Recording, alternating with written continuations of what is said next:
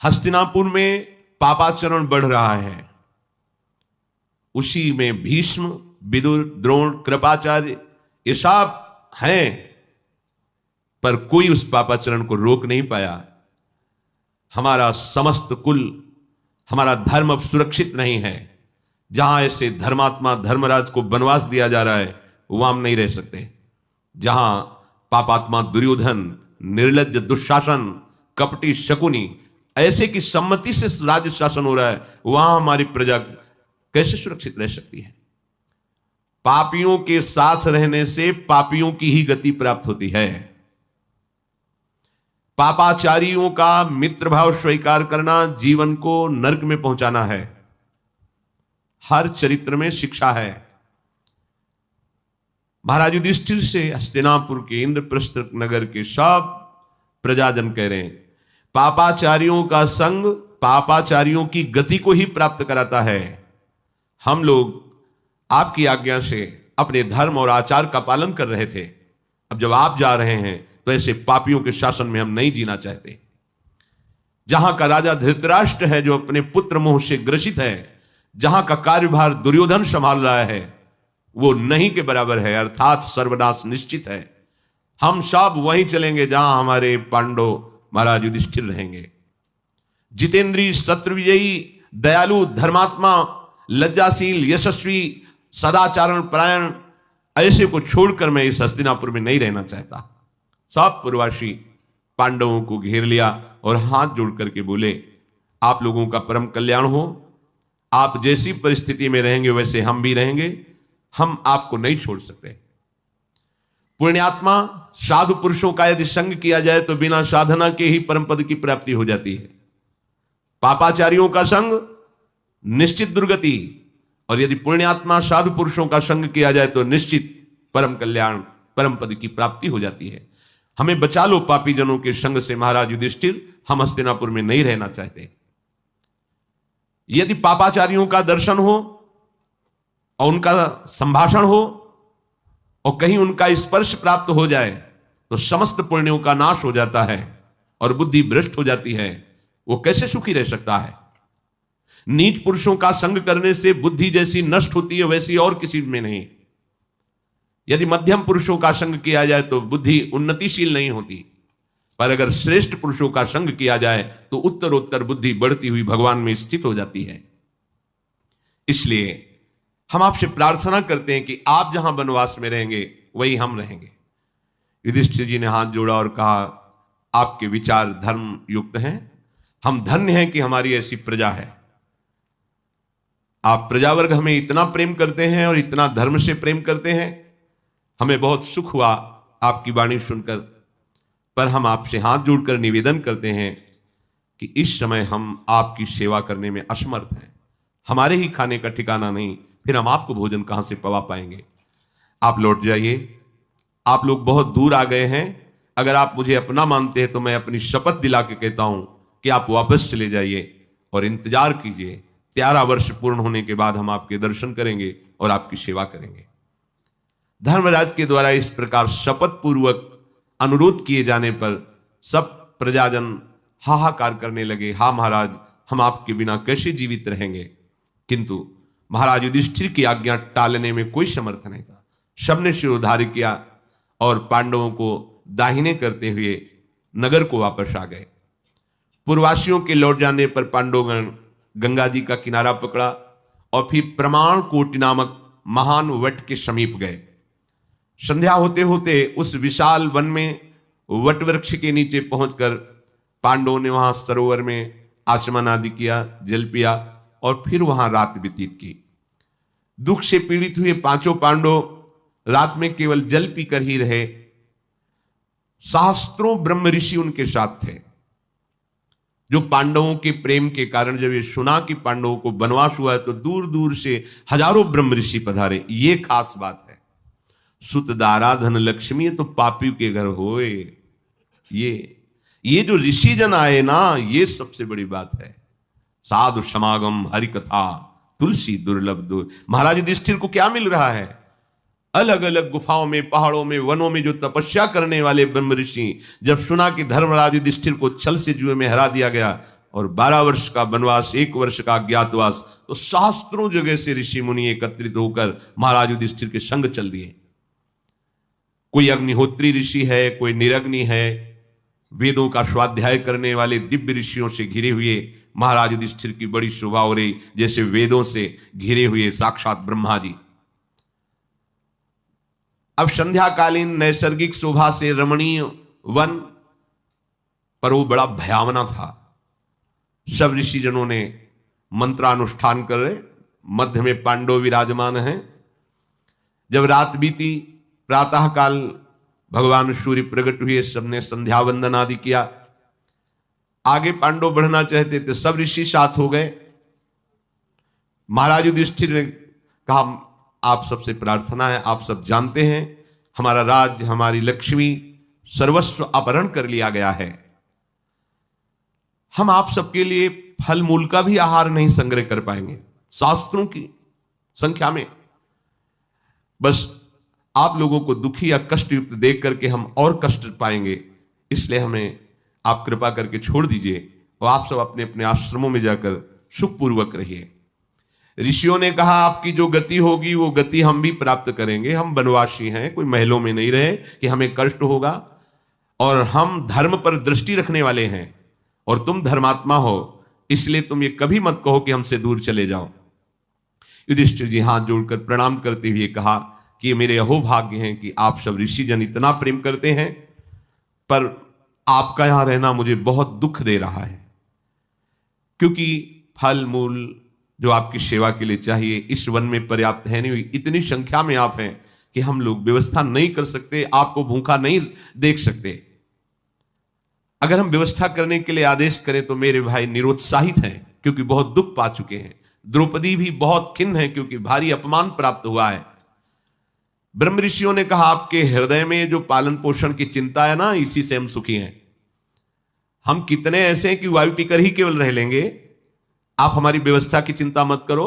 जो हम कंदमूल फल पाने वाले हैं वो कंदमूल फल स्वयं व्यवस्था कर लेंगे, केवल आप आदेश करो कि हम आपके साथ रहें। महाराज युधिष्ठिर ने कहा, हमारे होते हुए आप अपने आहार की स्वयं व्यवस्था करके हमारे साथ रहें, ऐसा हम अपराध नहीं कर सकते। हमारा धर्म है आप महात्माओं की व्यवस्था करना। आपको कष्ट देख करके, कष्ट युक्त देख करके हमें तो और कष्ट मिलेगा, इसलिए आप कृपा करें। महाराज युधिष्ठिर शोक मग्न होकर के ग्रीवा झुका ली, क्योंकि ऐसे ऋषियों को जवाब देना पड़ रहा है कि हम व्यवस्था नहीं कर सकते। शोक से शास्त्रों, भय के सैकड़ों स्थान हैं, परंतु आज मैं जितना दुखी हूं उतना किसी कष्ट से दुखी नहीं हुआ। युधिष्ठिर जी कह रहे हैं, आप सब विरक्त भगवत प्रेमी महात्माओं से मुझे यह कहना पड़ रहा है कि जाओ, हम आपकी व्यवस्था नहीं कर पाएंगे। पूर्व काल में राजा जनक के अंतःकरण में जो दिव्य ज्ञान स्थित था, उन ब्रह्म ऋषियों ने महाराज युधिष्ठिर को सुनाया कि आप शोक मत करो, आप इन बातों को लेकर के जो अंदर शोकित हो रहे हैं ठीक नहीं है। देखो, मनोदेह समुत्थाभ्याम दुखाभ्याम अर्दितम जगत तयोर्व्यास समासाभ्याम समोपायमिमं शृणु सा वै मनः कृष्ण पदारविंदेहो। जो सुख समुद्र भगवान के चरणों में अपने मन को लगाकर देह को समर्पित कर दिया है, वो निर्भय, निश्चिंत, निशोक हो गया है। नहीं तो मनोदेह समुत्थाभ्याम दुखाभ्याम मर्दितम जगत, पूरे जगत को रौंद रही माया मानसिक दुख और शारीरिक दुख से। यदि भोग सामग्री और शरीर सुविधा का चिंतन करोगे तो महाराज आप शारीरिक और मानसिक दोनों दुखों से युक्त हो जाओगे। एक एक शब्द ब्रह्म ऋषियों का है, बहुत ध्यान से सुनिए। हमें रहना है जगत में, हमें व्यापार नौकरी जो मिली करना है, खान पान परिवार सेवन करना है, पर यह हमारा जीवन नहीं है। यह करते हुए अपने जीवन के लक्ष्य को देखना है। हमारी हृदय की वृत्ति में राधा राधा राधा राधा राधा, तो आपको शारीरिक और मानसिक व्याधि होते हुए भी वो आपको दुख शोक नहीं दे पाएगी।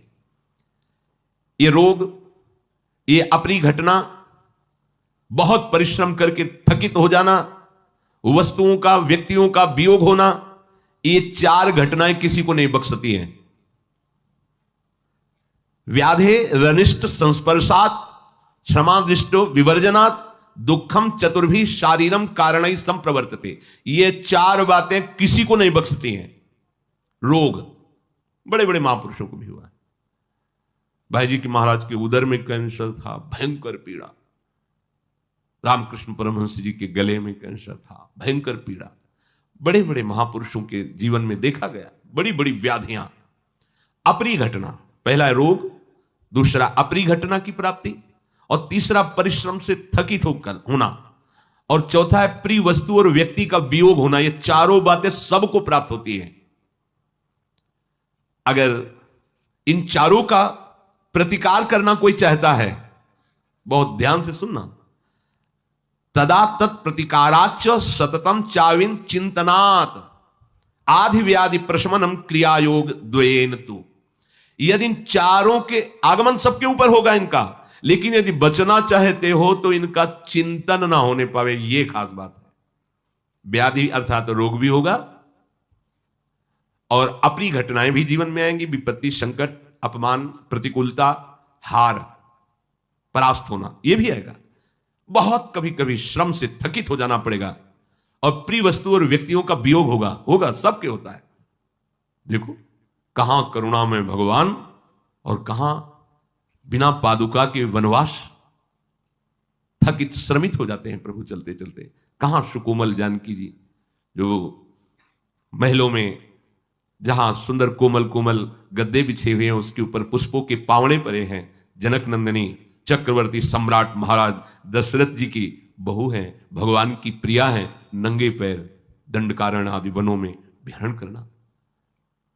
बड़े कोई भी भगवान ने भी उतार लिया तो ये सब प्रिय का वियोग, चाहे वस्तु हो व्यक्ति हो, और भारी संकट विपत्ति का आगमन, शरीर रोग से ग्रसित हो जाना, और शरीर का श्रमित होकर के बेहाल हो जाना, ये सब इस संसार में चार बातें प्राप्त होती है। लेकिन इन चारों का प्रतिकार करने का एक उपाय है, इनका चिंतन ना बने। कैसे चिंतन? एक एक चित्तवृत्ति यदि भगवान के चिंतन में लगी है, बच जाओगे। इनका प्रभाव आपको प्रभावित नहीं कर पाए। एक ही उपाय है, भगवत चिंतन। भगवत चिंतन है तो ऐसे ही सब निकलता चला जाएगा और आप परमानंद में डूब जाएंगे।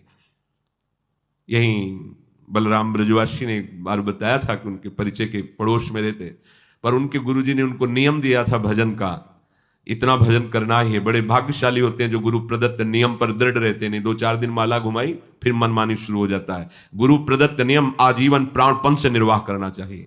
तो प्रातः काल से वो अपने गुरु का नियम जप का कर रहे थे, और उनका पुत्र कहीं बाहर गया हुआ था, तो रास्ते में किसी हेतु से उसके प्राण निकल गए। सूचना ही वो जप में बैठे थे कि आपका पुत्र पधार गया, मथुरा मार्ग में ही उसका शव है। तो उन्होंने आचमन किया और कहा अगर आप कर सकते हो तो उसको उठा के लाइए और इस श्मशान तक ले जाइए, हमारा जब पूरा हो जाएगा तो हम आ जाएंगे। एकदम जैसे कोई बाहरी क्रिया हो, अच्छा पुत्र मर गया, महाराज छोड़ दिया, चल।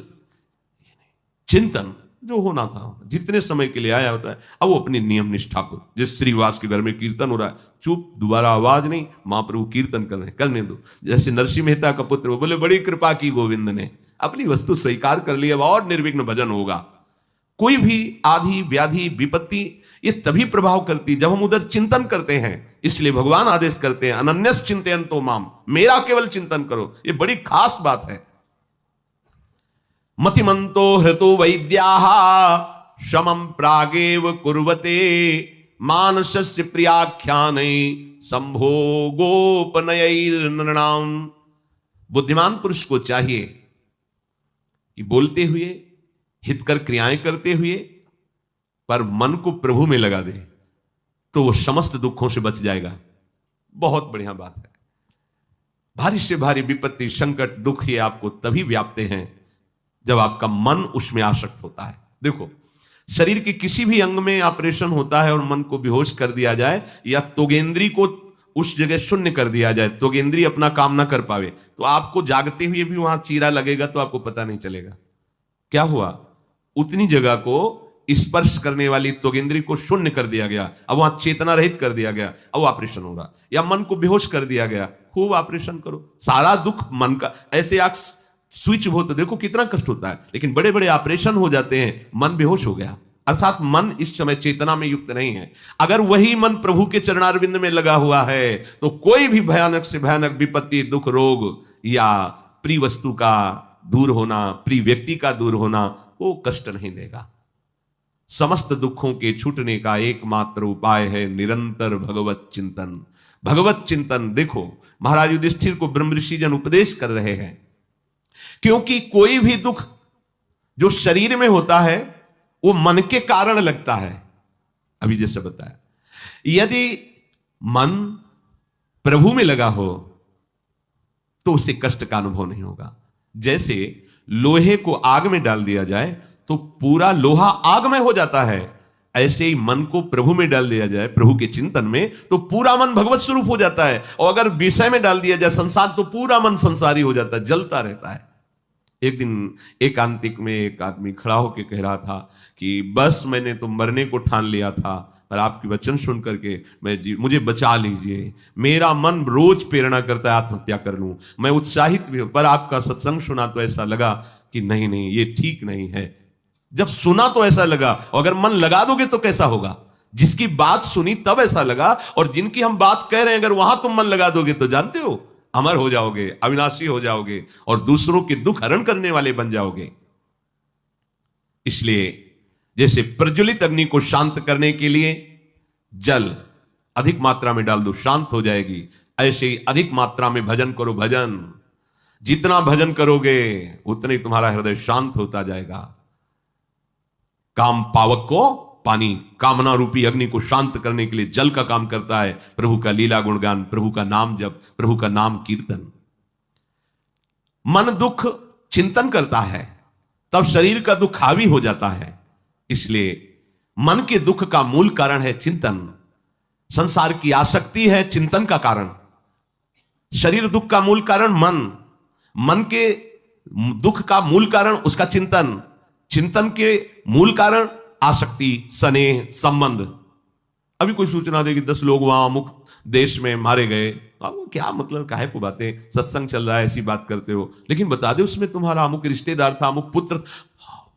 अब नहीं सत्संग सुनाई देगा, क्योंकि स्नेह है हमारा उससे, हमारी आसक्ति है, हमारा संबंध है। बड़ी सुंदर बात है। शरीर दुख का कारण मन, और मन दुख का कारण चिंतन, और चिंतन का मूल कारण स्नेह, आसक्ति, संबंध। अगर यही स्नेह, यही आसक्ति, यही संबंध प्रियालाल से हो जाए तो जड़ ही खत्म हो गई, दुख की जड़ खत्म हो गई। दुख की जड़ क्या है? स्नेह, आसक्ति, संबंध।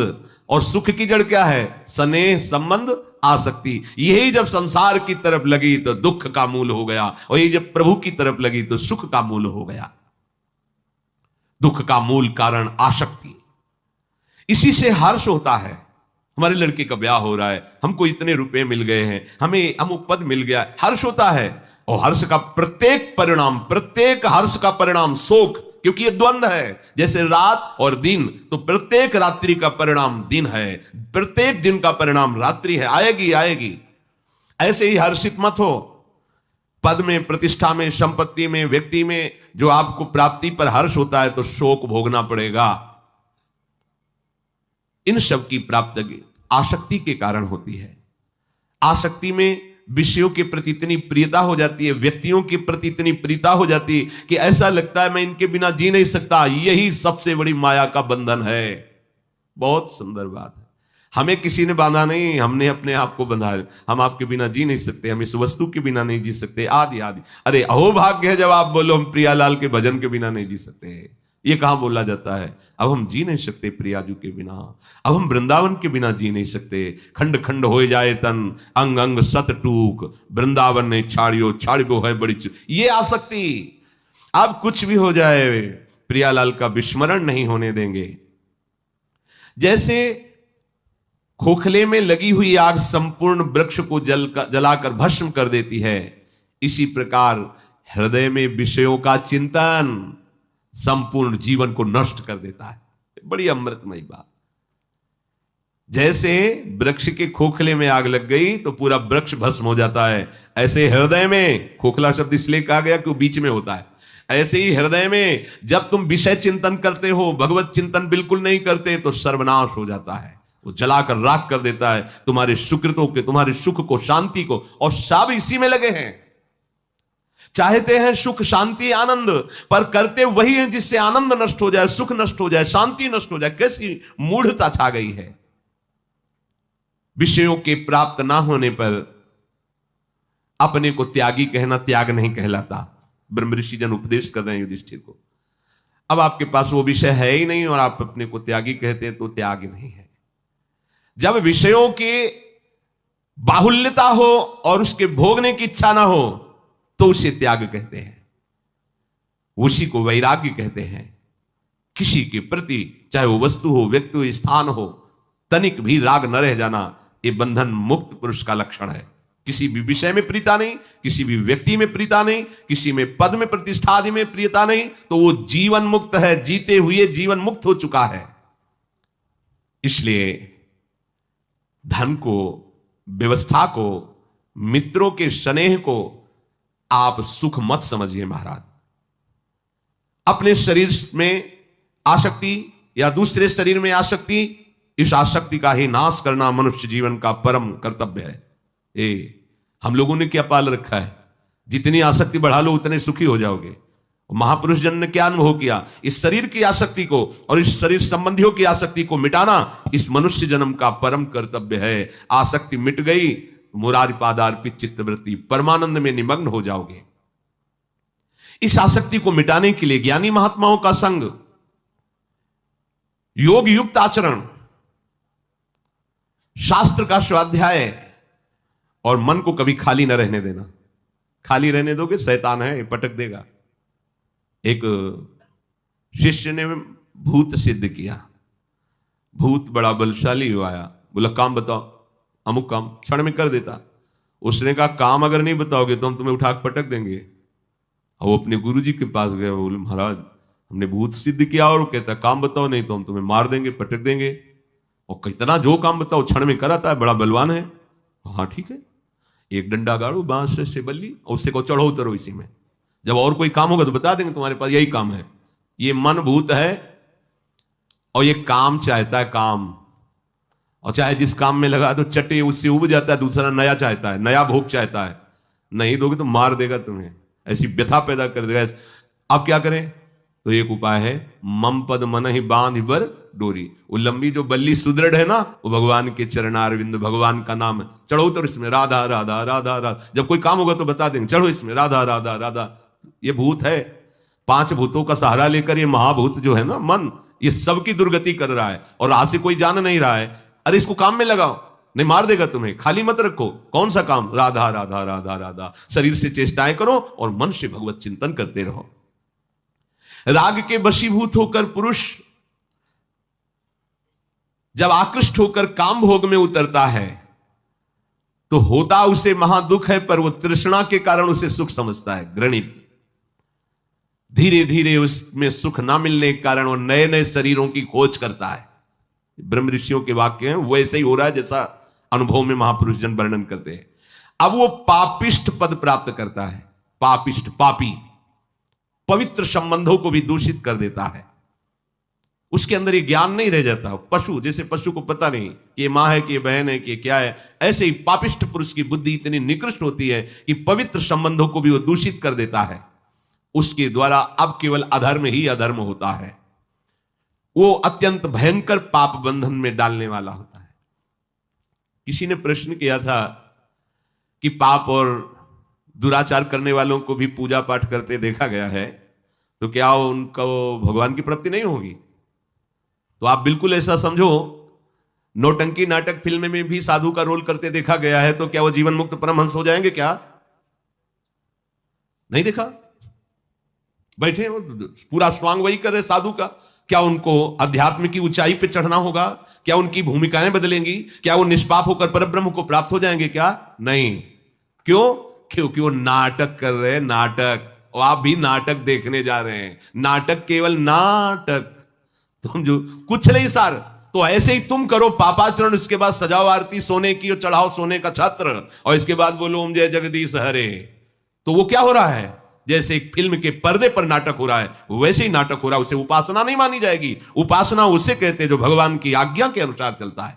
भगवान ने शास्त्रों में यही, वही मेरा सेवक है, वही मेरा प्रिय है जो मेरा अनुशासन माने, मेरी आज्ञा के अनुसार। भगवान की आज्ञा का उल्लंघन करके पापाचरण करो और उस पापाचरण से कमाए हुए धन से स्वर्ण का मंदिर बना लो, स्वर्ण का सिंहासन बना लो और खूब वैभव विस्तार सेवा का करो। वो सेवा कैसी होगी हम नहीं कह रहे, भगवान कपिल देव जी कह रहे हैं। आप भागवत उठा के देख लीजिए, कह रहे हैं हे माता, जो बाहर के प्राणियों से द्रोह करता है, अन्य को दुख पहुंचाता है और मेरे श्री विग्रह की अच्छी अच्छी पदार्थों से सेवा करता है, उसकी सेवा शब्द देखो स्वांग मात्र है, जैसे राख में किया हुआ हवन। तो नाटक में स्वांग ही तो होता है, वो स्वांग ही है, उसे पूजा मत मान लेना। पूजा तभी होगी जब भगवान की आज्ञा के अनुसार तुम्हारा जीवन होगा, धर्म के अनुसार तुम चलोगे। तो ये खोटी बुद्धि वाले मनुष्य पापाचरण त्यागते नहीं हैं। अब ये धीरे धीरे इतने कमजोर हो जाते हैं कि भयानक प्राण नाशक स्थिति आ जाती है। अब तृष्णा और पाप मिलकर उसे नई होने के लिए फिर वही जीवन, फिर कब तक? इसलिए अनाद्यंता तुषा तृष्णा अंतर्देह गता नृणाम विनाशयति भूतानि अयो निज इवानलः। अब वो जिस योनि में जाता है तो जैसे भीतर आग रखी हो धीरे धीरे बढ़ती चली जाती, जला के राख कर देती है, ऐसे ही तृष्णा भोगों की भयानक पापाचरण में अगला भी फिर बस यही पुनरपि जननम पुनरपि मरणम पुनरपि जननी जठरे शयनम। जैसे काष्ठ अपने से उत्पन्न हुई आग से जलकर भस्म हो जाता है, उसी प्रकार जिसका मन विषयों का चिंतन करता है, शरीर से मनमानी आचरण होते हैं, वो अपने द्वारा ही अपना सर्वनाश कर लेता है। हे युधिष्ठिर, धनवान मनुष्यों को राजा, जल, अग्नि, चोर, स्वजन सबसे भय बना रहता है, लेकिन जो अपने चित्त को प्रभु में लगा देता है वो सबसे निर्भय हो जाता है। कितने ही मनुष्य अपने जीवन का लक्ष्य केवल अर्थ बना लेते हैं, बस रुपया। कैसी बुद्धि मारी गई है। अरे बावरे, ये अर्थ है, किस काम में आएगा? सो धन धन्य प्रथम गति जाकी, गौ सेवा, साधु सेवा, भगवत सेवा, जन सेवा। कोई गरीब बीमार है उसकी इसमें लगाओ, तुम्हारा जीवन पवित्र हो जाएगा, तुम्हारी बुद्धि पवित्र हो जाएगी और स्वयं सुंदर सुंदर भोग बना के ठाकुर जी को पाओ। ये जीवन काहे के लिए है? कुछ प्राणी ऐसे होते हैं जिनको अर्थ ही प्रदान हो जाता है, धन। अब वो ना अपने में खर्चा कर सकते हैं, ना वो देवता सेवा में, ना गौ सेवा में, किसी में नहीं। बैंक बैलेंस में कितने हो गए, संख्या में जीते हैं वो, कितने हो गए, इतने, अच्छा अब और आगे, और मरेंगे तो संख्या भी हुई। अच्छा, कोई भोगने वाला भी नहीं, संख्या। अच्छा, ऐसे लोगों के भोगने वाले ऐसे होते हैं जो बहुत बर्बाद करते हैं, व्यर्थ का जीवन। कैसी बुद्धि मारी गई है। अर्थ के द्वारा उनके जीवन में अनर्थ ही अनर्थ रहता।